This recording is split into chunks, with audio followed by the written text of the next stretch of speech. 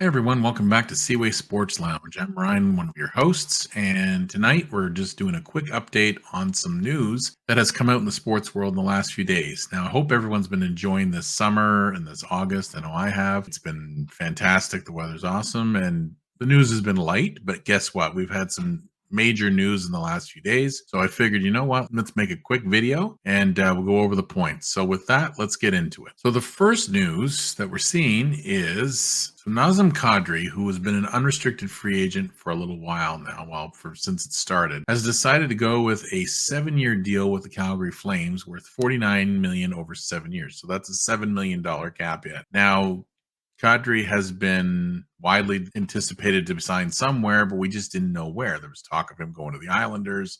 There was talk of him going to other teams. Anyway, he didn't end up going anywhere else but the Flames. And the Flames have been linked to him in a number of rumors. So very interesting signing. I mean, he's going to help them greatly. I mean, he's turned out really well. I mean, as a Leafs fan, I saw him in Toronto for many years. And now that he's won the Cup in Colorado, he's really blossomed into a good player. But I mean, he is an older player at 32. Pretty fair deal. I mean, 7 million, it wasn't 10 or anything like that. So I think they should get fair value at this, but good for Kadri. Happy for him. And yes, so 49 over 7 years, that's pretty good. So that's setting up Calgary, who's had a terrible start to their summer, ended up recovering. And we've had that in other videos about what's happened with Jonathan Huberdeau and the trade they did. But yes, that's basically how it goes for Kadri. So we'll see what he can do. So the next thing after this was signed, they had to make room. So Calgary wasn't done. They moved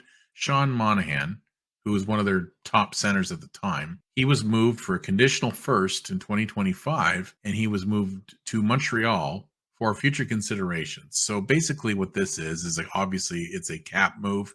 They needed to make room for Kadri, and Montreal is actually getting a conditional first for this. Now, I'm not sure exactly what the conditions are. In fact, I have it up here. And according to this, future considerations, it doesn't actually say here on TSN what the condition is. But anyway, it's a salary dump by any stretch. That's what it is. It's to make room. So good for Montreal. I mean, they ended up getting another pick. I mean, again, this is LTIR money, I would believe. Monahan elected to have surgery at the end of last year, so I'm sure he's still going to be rehabbing for a while.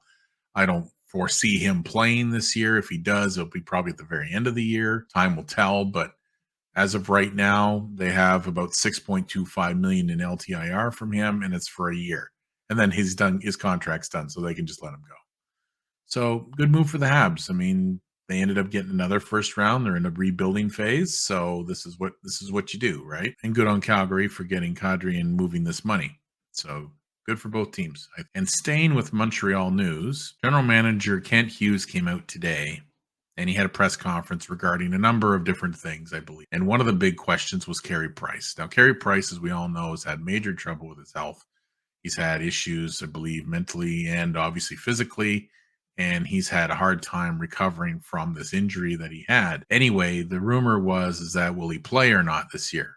Now, according to Kent Hughes, he finds it highly unlikely, like it looks slim, that Price will be playing at all this year.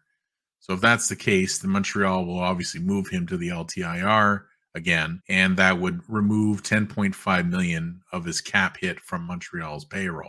Now, that would be a massive boost for Montreal. Now, I don't know what they would do with that money.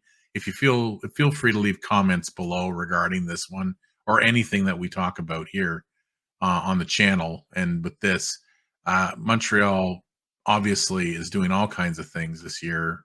And I mean, they had to.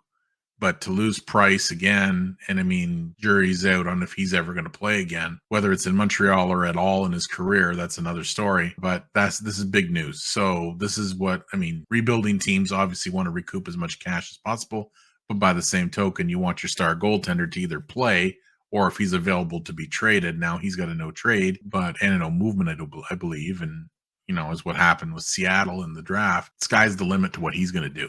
So, in my opinion, it's going to be interesting to see what they do with him. But for now, looks like LTIR for a while. So We're going to switch over to Jays news briefly. So Jays are right now in the playoff hunt. They are actually in the play. They are in the wild card. They are, I believe, I'm just looking here. They are in, I believe, the third last, the newest one that they brought in.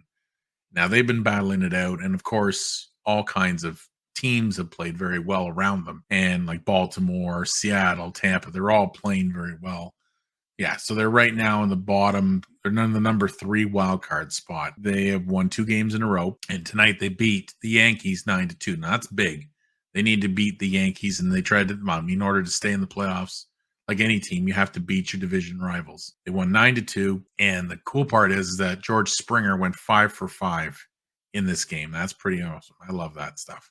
Pretty good. And Barrios ended up having a decent game today. I think he pitched about 6.5 innings or so. Anyway, he got the win, and the team routed the Yankees. Now they have to just keep this up. It's not easy. I mean, like right here, Seattle is the first wild card team. They've won 3 games in a row. Tampa just won again. They've only won 1, but they did have a streak going not long ago.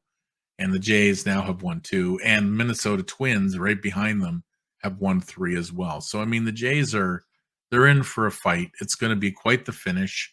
I mean, they have a little ways to go. I mean, they have still some time, so they'll be able to continue to battle out.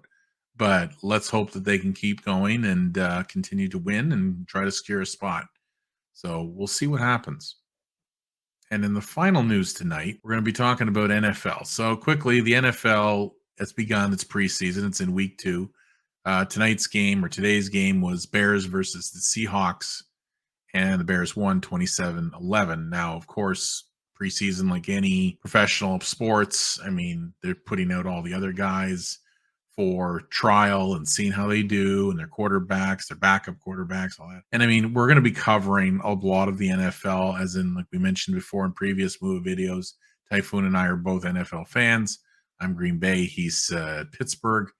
So we're in for a really good season, and we're going to do our best to get the information out to you as it comes. Basically, cover the NFL as best we can. But yes, they won 27-11. I can't wait for the season to start. I'm very curious to see how my team does with the fact that Devontae Adams is not with them anymore.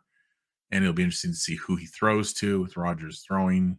But time will tell again. So again, we're going to see what happens. And that's about it. Now, just wanted to say thanks very much for watching the video. I hope you enjoyed what I did or what we did. I hope you like what we do. Please hit the like and subscribe button.